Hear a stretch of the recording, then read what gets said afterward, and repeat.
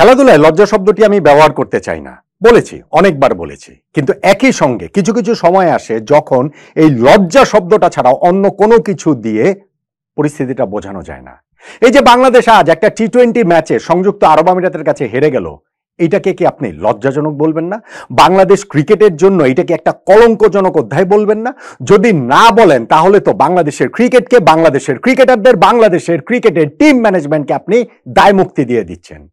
যেই সংযুক্ত আরব আমিরাত ক্রিকেট খেলার মানচিত্রে, বিশ্ব ক্রিকেটের মানচিত্রে কোথাও নেই, তারা বাংলাদেশকে হারিয়ে দিল। যেই আরব আমিরাত মাত্র 5 মাস আগে নিজের দেশে সৌদি আরবের কাছে ক্রিকেট ম্যাচে হেরেছে, সেই দলটি বাংলাদেশকে আজকে হারিয়ে দিল। প্রথম ম্যাচেও আমরা হেরে যেতে পারতাম, সেইখানে আমরা 27 রানে জিতেছি বলে ওইটা আমাদেরকে একটু বিভ্রান্ত করেছে, কিন্তু সেকেন্ড ম্যাচটাতে আরব আমিরাত আমাদেরকে ঠিকই হারিয়ে দিল 2 উইকেটে। এইটা আরব আমিরাতের ক্রিকেটের জন্য অবশ্যই একটা ঐতিহাসিক দিন এবং বাংলাদেশ ক্রিকেটের জন্য অবশ্যই একটা লজ্জাজনক, কলঙ্কজনক দিন। এইটা আমাদের সবাইকে অ্যাডমিট করতে হবে। এইখানে দায়মুক্তি দেওয়ার কোনো রকম কোনো সুযোগ আছে বলে আমার কাছে মনে হয় না। অথচ এই ম্যাচও আমরা দায়মুক্তিটা প্রায় পেয়ে গিয়েছিলাম, প্রায় আমরা জিতে গিয়েছিলাম, হারতে হারতে জিতে গিয়েছিলাম, কিন্তু জয়টা আসলে আমরা ডিজার্ভ করতাম না। ডিজার্ভিং উইনার না হয়েও আমরা যে জিতে যেতে নিয়েছিলাম, শেষ পর্যন্ত যে সেটা হয়নি, সেটা বোধহয় ক্রিকেট খেলাটাই তার মতো করেই পরিচালিত হয়েছে বলেই ক্রিকেট ইটসেলফ, বাংলাদেশ ক্রিকেটের উপরে একরকম প্রতিশোধ নিয়েছে বলেই আমি বলবো। কেন, কিভাবে, কোন জায়গাটাতে, কোন টার্নিং পয়েন্টে বাংলাদেশ এই ম্যাচটা হেরে গেল? দেখুন, আপনি সবকিছু বাদ দেন, আমরা 205 রান করেছি, ওরা ওপেনিং পার্টনারশিপের প্রথম 10 ওভারে কোনো উইকেট না হারিয়ে 107 রান তুলে ফেলেছে। শেষ 10 ওভারে তাদের 10 উইকেট হাতে নিয়ে 99 রান প্রয়োজন, শেষ 6 ওভারে তাদের 60 রান প্রয়োজন। এগুলো সবকিছু বাদ দেন ভাই। যখন ইনিংসের আর 8টা, ম্যাচেরই আর 8টা বল বাকি, আরব আমিরাতের জয়ের জন্য তখনও 23 রান দরকার, তাদের মাঝখানে একটা কলাপস হয়ে 5 উইকেট দমাদম পড়ে গিয়েছে। আমাদের এইখানটাতে তাদের হাতে আর মাত্র 3 উইকেট রয়েছে। বাংলাদেশ এই অবস্থা থেকে ম্যাচ জিতবে না, বাংলাদেশ এই অবস্থা থেকে ম্যাচ জেতেনি। কেননা 19 নম্বর ওভারের ওই 5 নাম্বার বলটাতে শরীফুল ইসলাম একটা ছক্কা খান, 6 নাম্বার বলটাতে তিনি 1 রান শুধু কনসিডই করেন না, ওভার থ্রো থেকে আরো 4 রান দিয়ে দেন, অর্থাৎ টোটাল 5 রান হয়ে যায়। শেষ 2 বলে 11 রান দিয়ে আরব আমিরাতের সামনে লাস্ট ওভার ইকুয়েশনটা নিয়ে আসেন 12 রানের। এবং সেই লাস্ট ওভারে প্রথম বলটা তানজিম সাকিব তিনি হচ্ছে গিয়ে ওয়াইড করলেন, পরের বলটা থেকে তিনি সিঙ্গেল দিলেন, পরের যে লিগ্যাল ডেলিভারিটা, মানে সেকেন্ড লিগ্যাল ডেলিভারি, সেটাতে তিনি ছক্কা খেলেন। 4 বলে 4 রান প্রয়োজন, এবং সেই অবস্থাতে তানজিম সাকিব তিনি একটা উইকেটটা তুলে নিলেন যখন, তখন 3 বলে আরব আমিরাতে 4 রান প্রয়োজন। পরের বলটাতে একটা রান হলো, 2 বলে 3 রান প্রয়োজন, কিন্তু সেইটা যখন এরপরে যখন আবার নো বল হয়ে গেল, 2 বলে 2 রানের প্রয়োজনীয়তার সামনে আরব আমিরাত এসে দাঁড়ালো, এবং ওই বলটা থেকেই 2টা রান তারা তুলে নিয়ে ম্যাচটা জিতে গিয়েছে 1 বল হাতে রেখে 2 উইকেটে। লাস্টে যখন ওইখানটাতে দেখাচ্ছিল বিগ স্ক্রিনে, জায়ান্ট স্ক্রিনে যে নট আউট, তার সাথে সাথেই হচ্ছে আরব আমিরাতের ঐতিহাসিক জয়টা নিশ্চিত হয়ে যায়। দেখুন, ধারাভাষ্যকাররা লাস্টে বলছিলেন যে এইটা শারজার একটা অল টাইম ক্লাসিক হিসেবে পরিগণিত হবে। আমার কাছে সেটা মনে হয় না। এটা যদি 2টা ওরকম পরাশক্তির মধ্যে থাকতো, বিগ টিমের মধ্যে থাকতো, তাহলে হয়তো বা হতে পারে। হ্যাঁ, এটা যেহেতু হোম টিমের জন্য এটা অবশ্যই বিরাট বড় একটা ঘটনা, বিরাট বড় একটা ম্যাচ। কিন্তু বাংলাদেশ এই ম্যাচটা যেভাবে হেরে গেল, যেভাবে জয়ের কাছ থেকে হেরে গেল, আমি যে লাস্টের অংশটা বললাম, সেটা কি আসলে খুবই খুবই খুবই লজ্জাজনক না? এবং টার্নিং পয়েন্টে আপনি হিসাব করতে গেলে, আমরা যখন আগে ব্যাটিং করেছি তখন আমাদের ওপেনিং পার্টনারশিপে লিটন দাস আর তানজিদ হাসান তামিমের তাদের 90 রানের ওপেনিং পার্টনারশিপ হয়েছে 9.1 ওভারে। পার্টনারশিপ ব্রেক হয়েছে যখন তানজিদ তামিম 50 করার পরে আউট হয়েছেন।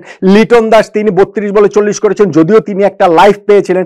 নাজমুল হোসেন শান্তকে খেলানো হয়েছে, আজকে একাদশে 4টা পরিবর্তন এসেছে। শান্তকে খেলানো হয়েছে, তিনিও একটা 19 বলে 27 রানের ইনিংস খেলেছেন, এবং তাওহিদ হৃদয় লাস্টে গিয়ে তিনি 45 রানের একটা ইনিংস খেলেছেন। প্রথম টি-20তে আমাদের যেটা হয়েছিল, শুধু পারভেজ হোসেন ইমনই সেঞ্চুরি করেছিলেন, বাকিদের কন্ট্রিবিউশন তেমন ছিল না বলে আমরা 191 করেছি। আজকে অনেকের কন্ট্রিবিউশন ছিল বলে সেই স্কোরটাকে আমরা 14 রান বেশি 205 রানে নিয়ে যেতে পেরেছি।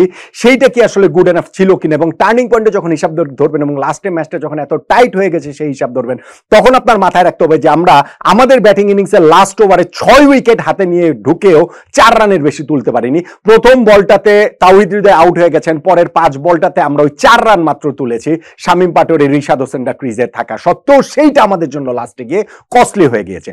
আর যখন আরব আমিরাত তাদের ওপেনিং পার্টনারশিপে জোহায়েব এবং ওয়াসিম তারা প্রথম 10 ওভারে 107 রান তুলে ফেলে, জয়ের জন্য তখন তারাই ফেভারিট। এবং ইনিংসের ভেরি ফার্স্ট ডেলিভারিতে আমাদের নাজমুল হোসেন শান্ত স্লিপে একটা টাফ চান্স ছিল, কিন্তু ধরার মতো চান্স ছিল, সেই সুযোগটা তিনি মিস করেছেন। জোয়েবকে তিনি লাইভ দিয়েছেন এবং সেই সুযোগটা কাজে লাগিয়ে এই দুই ব্যাটসম্যান হচ্ছে গিয়ে বাংলাদেশের বোলারদের কচু কাটা করেছেন, একদম কচু কাটা করেছেন। এরপরে গিয়ে যখন ওই যে একটা ড্রিঙ্কস ব্রেকের পরে 10 ওভার শেষে 11 নম্বর ওভারটাতে যখন ওই ব্রেক থ্রুটা আসলো, ফার্স্ট হচ্ছে গিয়ে তানভীর উইকেটটা পেলেন, এরপরে গিয়ে রিশাদ হচ্ছে গিয়ে সেকেন্ড উইকেটটা পেয়ে গেলেন, ওইখানটাতে জোয়েবকেও আগে আউট হয়েছে এবং তারপরে গিয়ে যখন রাহুল আউট হলেন তখন আবার বাংলাদেশ একটুখানি ম্যাচে ফিরেছে। কিন্তু উইকেটে তো ছিলেন তাদের ক্যাপ্টেন ওয়াসিম, এবং আসিফ এসে যখন তিনি ওই যে দুইটা ছক্কা মারলেন লাস্টে গিয়ে দেখা গেল 14 নম্বর ওভারে, 6 ওভারে তাদের 60 রান প্রয়োজন ছিল, হাতে তাদের 8 উইকেট ছিল। এইখান থেকে আরব আমিরাতের জয়টা একেবারেই হচ্ছে গিয়ে হাতের মুঠোয় ছিল। কিন্তু ওইখানে একটা নাটকীয় ব্যাপার হয়েছে, যেটা ওই কি বলা চলে যে ওয়াসিমের উইকেটটা পেয়ে গেলেন শরীফুল, হচ্ছে ওইখানে খুব ভালো একটা ক্যাচ ধরেছেন আমাদের কিপার জাকের আলী অনিক। পরের ওভারটাতে নাহিদ রানা আউট করে দিলেন হচ্ছে গিয়ে আসিফকে। নাহিদ রানার আজকে টি20 ডেবিউ হয়েছে এবং জঘন্য বোলিং তিনি করেছেন, লাস্টে গিয়ে 2টা উইকেট পেয়েছেন বলে রক্ষা, তাও 4 ওভারে তিনি 50 রান দিয়ে দিয়েছেন। ফার্স্ট ওভারটাতে 18 দিয়েছেন, পরের ওভারটাতে 14 রান দিয়েছেন, শেষে গিয়ে তিনি 2টা উইকেট পেয়েছেন। কিন্তু আমি বলছি যে পরপর 2 ওভারে ওয়াসিম, যিনি হচ্ছে গিয়ে 42 বলে 82 রানের একটা অসাধারণ ইনিংস খেলেছেন, এবং তাদের হার্ড হিটার ব্যাটসম্যান আসিফ, এই দুজনকে যখন পরপর 2 ওভারে বাংলাদেশ আউট করে দেয় তখন কিন্তু বাংলাদেশ ম্যাচে প্রবলভাবে কামব্যাক করে এবং টপাটপ বাংলাদেশ আরো কয়েকটা উইকেট তুলে নিয়ে, আমি যেটা বলছিলাম, এমন একটা ইকুয়েশনে আসে যে শেষ 8 বলে 23 রান করতে হবে আরব আমিরাতকে, জয়ের জন্য তখন বাংলাদেশ ফেভারিট ছিল, সেই জায়গাটাতে আমরা জিততে পারিনি।